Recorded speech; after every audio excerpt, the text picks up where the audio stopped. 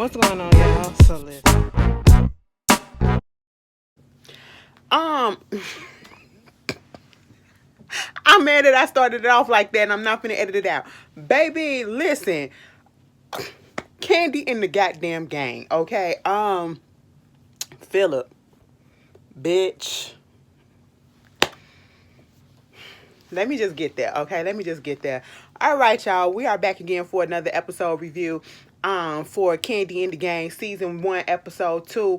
Bitch, I don't know. Family recipe for disaster. First of all, let me say off top, shout out to Kandi, shout out to Don Juan. Bitch, I used to tear Don Juan ass up in the Real Housewives of Atlanta videos, okay? Y'all know he used to get on my nerves sometimes. I used to have to give it to him. Bitch, and still, it is what it is. Shout out to Kandi, too. I wasn't expecting that. You know, I don't know if she watched the review, but she sure enough retweeted it and all that stuff. So, shout out to that. But any fucking way, bitch, let's get up into this whole thing. So, in this episode, we get introduced to 2 more people, okay? Is it 2 more people? Well, we get introduced to Patrick. Patrick is Kandi's cousin / godson. Find out that Melvin and Patrick are also cousins and stuff like that.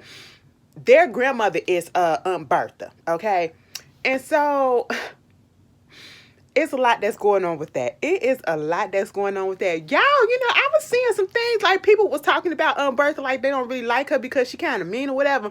Bertha is me, bitch, okay? And when I say me, it's like, bitch, I ain't got time for the bullshit, okay? That's just the face that you put on. I be cool, but it's just, she got a permanent resting bitch face, okay? So it's very rare when you see her smile or whatever. Like, she actually smiled in this episode, and I was like, oh, you do smile. It was like that. You know what I'm saying? But you got Patrick and Melvin. I said, oh, so this basically is literally a family type of situation that's going on. Hiring and working with family can be a double-edged sword. It can go either way. You know what I'm saying? Sometimes it can be good, sometimes it can be bad, because sometimes they can take advantage, and sometimes they can think that they deserve more just because they related to you or whatever. I don't know where if Lowe's at right about now with Patrick and Melvin, but so far okay. Now Patrick and Melvin, they live together. Patrick got a little girlfriend. First of fucking all, Patrick is 28 years old. We found out that his girlfriend is about to be 30, and he said he is dating a cougar.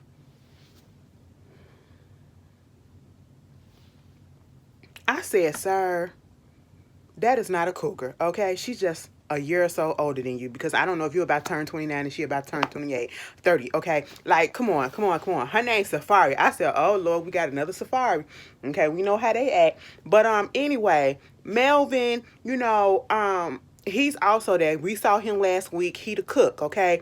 He started from the bottom, and he came to the top to be the manager of the cooking and all that stuff. Ty basically be talking down to that boy. Ty be not necessarily talking down. I feel like he be taking advantage, okay?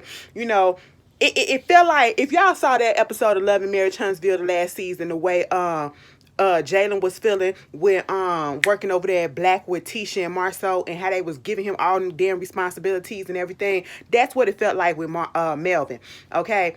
And so Patrick, he is the parking attendant. He controls the parking lot. Baby, Patrick was happy as hell about that. I said, now Patrick, how much you get paid to direct cars and be a fucking valet? Because that's what you are.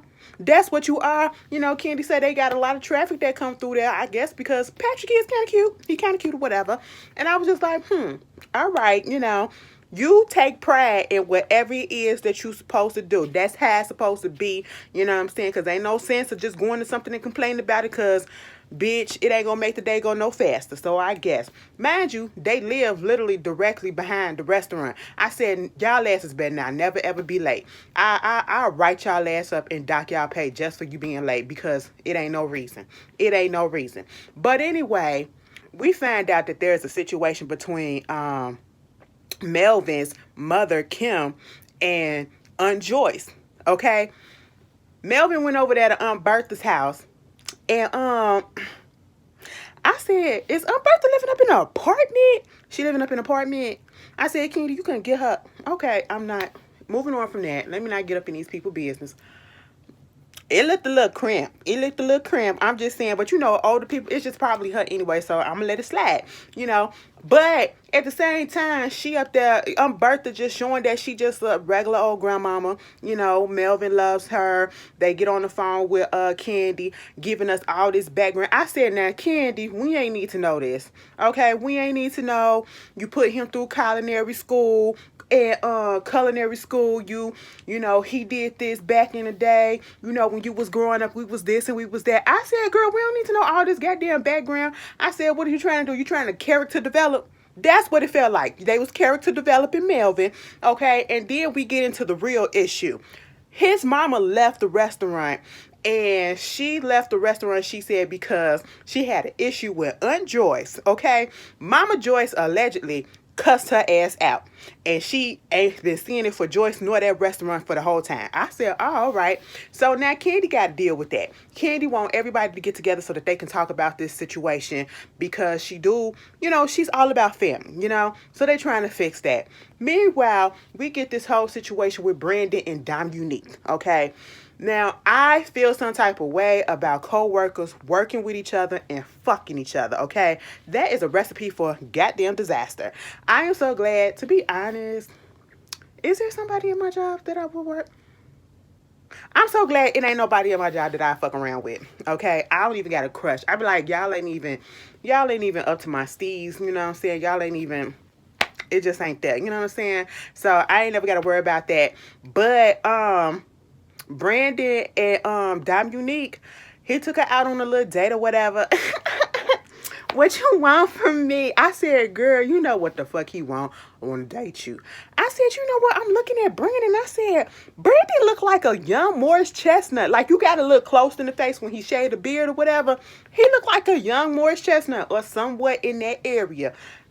Prove me wrong, okay? So they up there kikiing about it, you know, we talking about her goals and stuff. You know, she don't really want, she's doing the job just because she needs to do the job, but her whole heart is to be a dancer, and not necessarily to have her own dance thing or whatever. She wants to be like on tour. Mama wanted a tour for Beyonce. I said, everybody want to work for Beyonce. Everybody want to meet Beyonce. It's understandable, Dominque. I'm with you too. Okay, so I was like, yeah, we gonna be cool. We gonna be cool, cause same.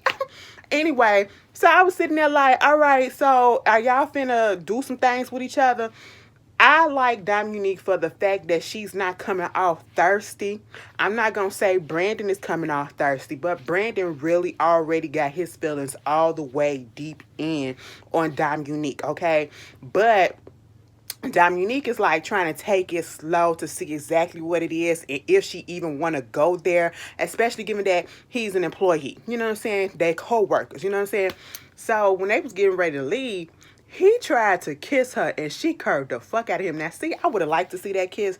Now, see, on the one hand, Dominque, I was very much here for you for doing that. Because I said, oh, no, don't just give it to him like that. Because now he going to think he got all type of access to you and everything. You know, tease him a little bit. He going to still be there. Okay, he ain't going nowhere. He going to still be there regardless. Okay, even if you give a little half a centimeter, he going to still be there.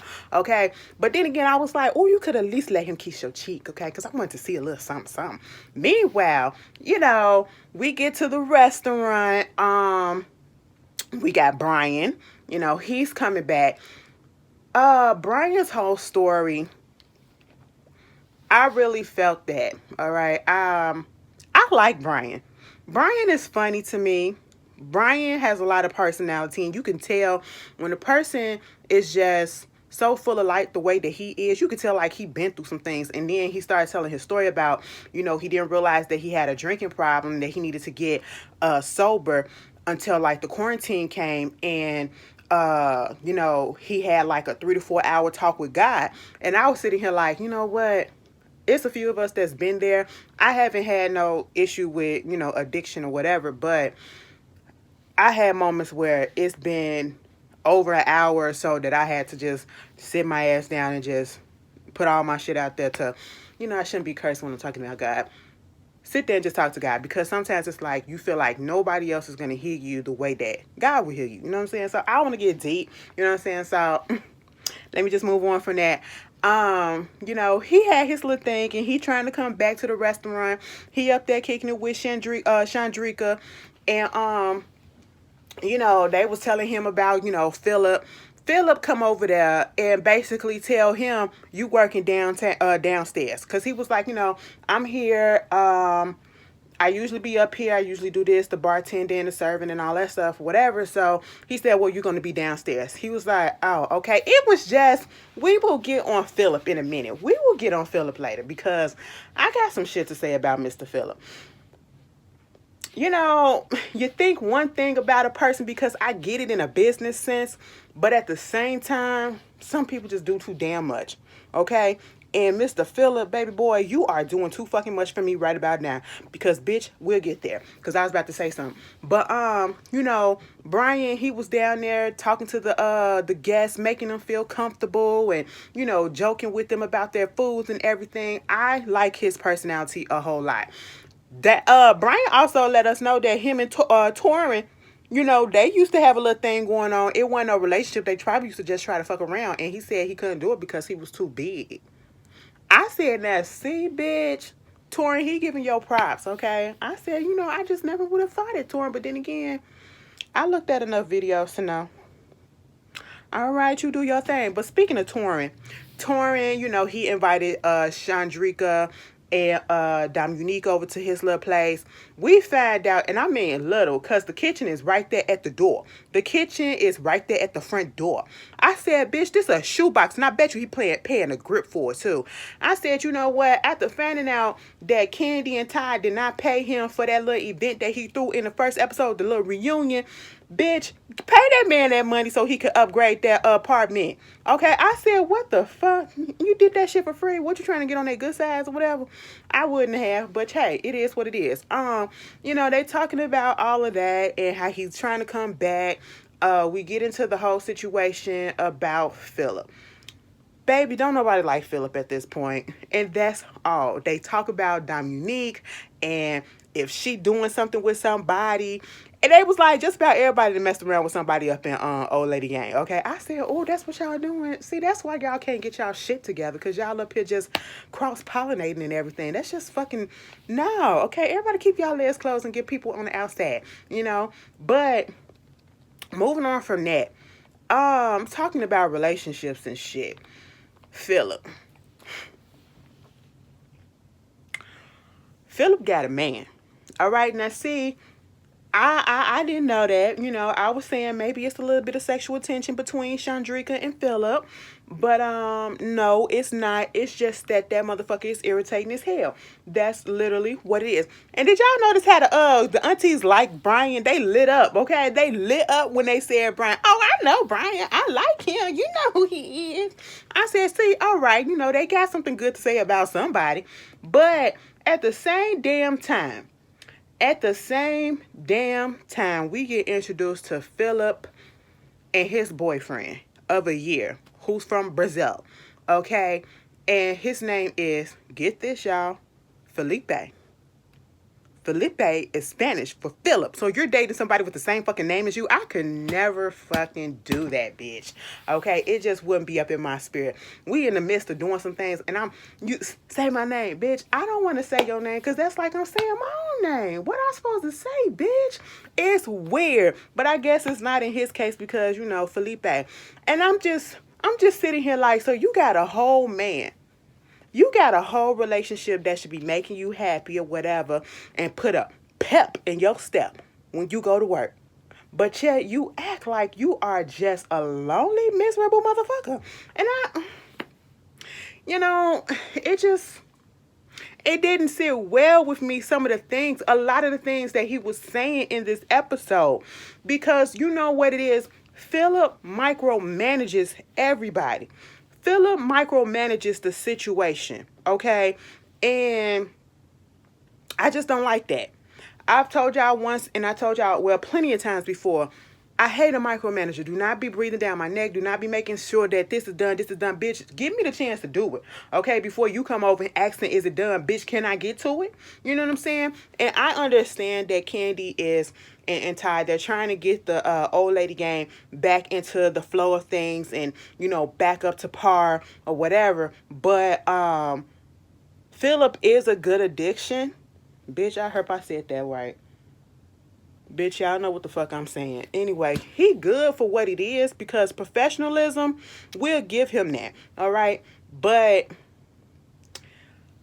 it's all no, it ain't almost. He looks his nose down on them. And I feel as though it's because of the area where they're in, the fact that he's dealing with black folks, and black folks, I guess, of a lower caliber or a lower class than him. I don't want to put that out there like that, but that is exactly what it comes off. Because, I mean, out of Phillip's own mouth in the first episode, he was speaking as if that's what it was, because he's not used to dealing with this type of, situation because he dealt with, I guess, high end or upscale type of situations and restaurants or whatever, and that meant to me white folks.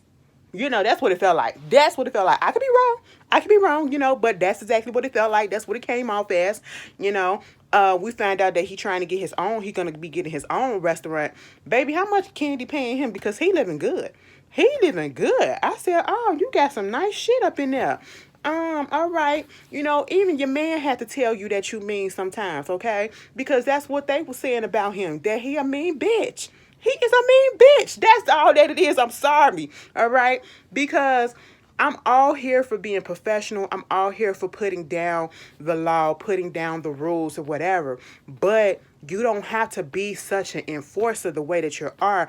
It's just coming off as my way or the highway, and I don't have to respect you at all because I'm the boss and I'm paying you. I'm signing your checks.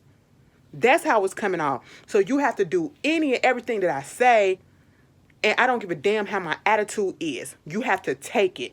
And bitch, I'm just going to sit here and tell you, Mr. Phillip, I don't know if you'll watch this, but bitch, if you come across certain people, you better be glad they ain't jump your ass. Because I would have probably then got a charge on you, all right? Because I would have cussed you out. And I'm not even that type of person. I am quiet to the max. Sometimes you probably won't even know that I'm there because I'm that damn quiet. Because, bitch, I mind my fucking business, get my work done. But you come to me and you talking down to me and you telling me all this shit or whatever. Bitch, that is one thing that is a pet peeve of mine. And I cannot take that shit and I will go off. That'll be the one thing that'll make me snap the fuck off. And y'all will be like, wait a minute, I didn't even know she had all that in her. No, I just don't like the way that he's talking. Like, he keeps bringing up the fact that he don't associate with the employees. Okay, fine, bitch. They're hourly and I don't associate or gotta explain anything to somebody that I'm paying their checks or that's working for me or whatever. Bitch, what? Why are you talking like that? Why are you so you want people to hate you? Like, that's not good. That's not good. You have to have a balance. You ain't got to be their bestie, but bitch, have a fucking balance, okay? You got a stick up your ass and not the good one. Baby, it's just too much, all right? Even your man said you blood mean, and I'm just like, boy, what is going on? They was finna go out. Chandrika and it was like, everybody finna go out and have some drinks or whatever after work. And I said, I know y'all ain't talking about Phillip. Phillip brought his ass over there and he was like, no, I ain't finna go. Cause look, I don't think it's professional or whatever to associate after work with workers and all that stuff. It was just the way that he said it. I understood, but because he's upper management, because things can happen. I get that, but it was just the way that he said that shit. I said, Mr. Phillip, sir, come back down to planet Earth, baby. All right. Now, imagine they go out. It's Brandon. It's Rashard. I said, Rashard and Phillip probably be good girlfriends, okay? Because them motherfuckers damn near on the same play. Because he judgmental and he got to stick up his ass. That's what it is, Dominque was sitting down there by Rashard, and then Brandon come. They was like, Rashard, you come over here and let Brandon sit right there. Dominque like, damn, you trying to blow up my spot or whatever? Chandrika said she the ringleader, basically. You got Taurean over there. You got Brian over there. Patrick winds up showing up. We found out that Chandrika and Patrick used to fuck around, okay? They used to fuck around for a few months or whatever. She was like, basically, he too immature for her. She done moved on. She's in a whole relationship already. She is a fiance, okay? She is a fiance, and of 2 years. I said, okay, cool. But then they get to complaining and stuff about how The food don't be tasting the same all the time, every day at the restaurant. This be going on, that be going on. And then Chandrika said, bitch, they be getting paid $17.50 at the Dollar General, and I'm over here getting paid $12 just to host. I said, 12 fucking dollars, and you up here, bitch, flexing that you engaged for 2 years. Girl, I said I would have kept that to myself. I would have kept that to myself, because a bitch like me is thinking that's why you with that man, because you need. Do you got a side hustle, bitch? You got a side hustle? Because how's you living on $12? I said, now, Kandi and Todd. Kandi and Todd. Why you paying them $12? Family Dollar get $17 and the hostess only get $12? Damn, bitch. What everybody else getting plus they tips? If they get tips. What you paying these folks? Girl, you paying these folks crumbs and crackers, okay? What is happening? But then Patrick is sitting there, and I said, don't do this. I'm sitting there the whole time. I was cringing because I was like, no. Be quiet. Because Patrick is there. And I know Patrick is loyal to the family. He gonna always be loyal to the family. And see, I was sitting here and I said, you know what? Maybe Phillip was right about co-mingling with the employees after work, because baby Patrick went over there and told and snitched on Chandrika to Kandi. Baby, he was like, listen, we went out to drink, and they was up there talking about how, this be going on in the restaurant and all this stuff, and they ain't getting paid enough. Kandi said, well, who said that? Chandrika. I said, damn, Patrick. That, I felt like that was personal. I felt like you still feel some type of way that girl cut you off from the puss, okay? Patrick gives me whole teas, and he even said it. As soon as I saw him, he gave me whole teas, so I already knew. He gave me like he used to be parking lot pimping back in the day, okay?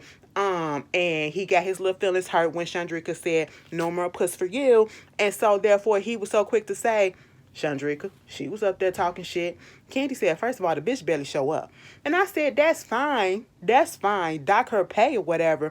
But when she first got hired, was the thing $12? I said, now, Chandrika, if you complained about $12 and you went on ahead and signed the paperwork to say, okay, I will work for $12, what the fuck was up with you? Was you getting supported by somebody else? Because, bitch, I can't afford the shit that I do, not on no $12. Not on no $12, baby. I said, I don't know what's going on over there, but y'all need to fix it. I said, Patrick snitched like a motherfucker. Understandable, but damn, see, Patrick, you can't be cool with them and snitching to the family. You got to be either or, you know what I'm saying? Either or, bitch, either or. Meanwhile, this whole situation with the family drama, Kim come over there to the house with Kandi, and you got Weenie over there, cousin Weenie, and we seen her before. We got Aunt Joyce finally coming there. We got Aunt Bertha and Aunt Nora. Baby, when they get into the whole situation as to why Kim left and why her and Joyce got their issue, it's because Kim wanted to leave the restaurant, and she wanted everybody else. She was like basically trying to start an uprising and say, bitch, who's with me? You're going to leave with me too? Because we're not getting treated right. That's basically what it is. And then Joyce came through and heard what was going on, and she was like, and I heard Joyce talking about I own this motherfucker. This is my motherfucking place. And she was like, I ain't never say that this was my motherfucking place. So what are you talking about? I ain't never say that this was my motherfucking place. I don't even own that motherfucker up in there. And all this motherfucker, that. I said, bitch, let me go back and count how many times they say motherfucker. Bertha said, why is y'all cursing so much? I said, I don't know. When Kim said, let me get Kim thought she had receipts. She was like, let me get exactly what she said. Let me pull it up. Hold on. It's on Facebook. It was on, let me get to the day. I said, bitch, now Kim, you supposed to already have it up. You supposed to already have it up and be like, no, you said this at this time, at this on this day. This is what you said. Girl, ain't nobody got time to be sitting there waiting for you to pull this shit up, okay? Next thing you know, Nora got involved. She got an issue with Nora, too, because I guess Nora was taking Joy's side. Nora said, I ain't had no dog up in this fight, but I was listening to what my sister said, so of course I'm going to listen to her, and I'm going to say her side, all right? Next thing you know, them two get into it, and Kim get up. Next thing you know, Nora get up. I said, oh, Lord, what y'all about to do? Stop that. It reminded me the time I got into it with my auntie. I'll tell y'all that story later, but it was a mess. And I was proven correct after all these years. I was proven so correct. Like, crazy. But, they going at each other, and she was like, girl, I wish you would. I just push you down those. And next thing you know, Kim said, go to church. I said, oh, shit. What the fuck? Nora about to push a bitch down. Kim say go to fucking church. They trying to calm the whole situation down, and eventually they do, okay? You know, Kandi and them get it calmed down to a certain moment. You know, we love each other. It was a big misunderstanding. I don't think she should come back just yet because it's just a little bit heated. Kim looked like she was okay. Nora was sitting there steaming, bitch. She was steaming. I said Nora want to put hands on somebody. Kandi said Nora be quiet. But that bitch used to fuck people up back in the day. You know, she caught a few bodies back in the day. I said I could tell because she was ready to take out a switchblade on Kim. All right? I mean, she was just sitting there. You know how when you just so pissed and you just start shaking. Mama was rocking. She just...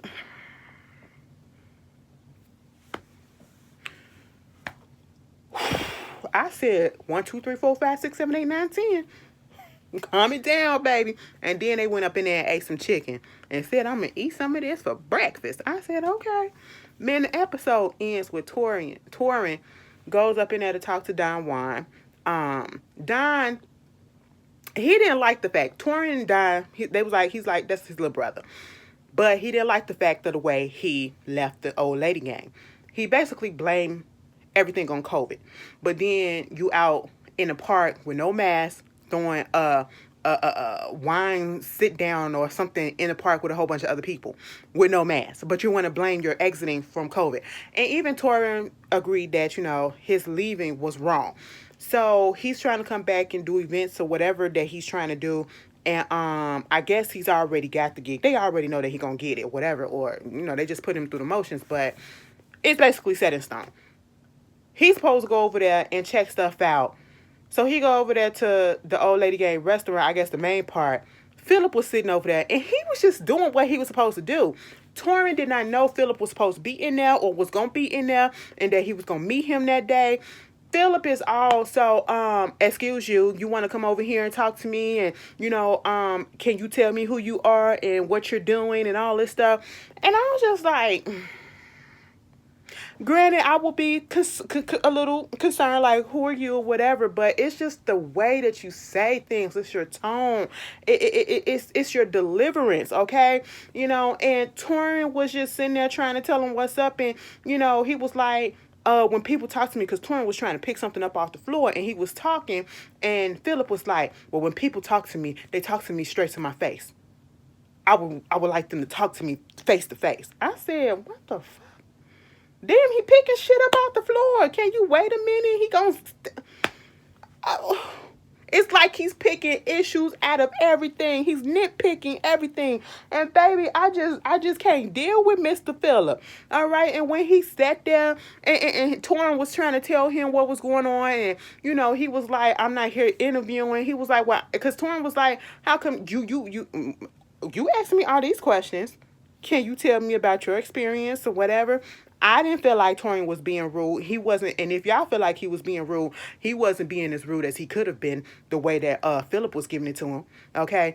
And then instead of just being like, oh, okay, cool, you know, I've come from this and I come from that or whatever, you're trying to develop a relationship, a work relationship, a work, you know, a situation where it's easy going, but you know that you are the law. You know what I'm saying? You know that you are in charge. This motherfucker just said, I don't have to do that when I'm not interviewing. I'm not the one being interviewed. He said, well, bitch, I'm not being interviewed and you're not interviewing me either. Like, it was so much attitude coming from Phillip. And once again, he keeps on throwing up in there like, I'm not getting paid for this and I'm not talking to an hourly employee and all this stuff. And I'm just like, Phillip, pull that stick out your ass and whack yourself in the face with it, because mama, you doing too much. I mean, papa, you doing too much, okay? You doing way too much for me. And Taurean could have crossed that. He could have crossed the line with your ass, because you've been crossing lines. And you want people to respect you. How are people supposed to respect you when you clearly don't respect them? And that's why they're giving you the shit that they're giving you. Now, in the first episode, I was here for you. But right now, you need to tone it down a little bit. You need to understand what balance is, and at this point, you do not. You can work at all these upscale restaurants and all these fancy people, whatever, but still, baby, you still need to know balance, okay? Because you're going to get humbled real fucking quick. But that was cute in the game. It was a cute little episode. I liked it. Y'all tell me how y'all feel. I'll see y'all later. Peace.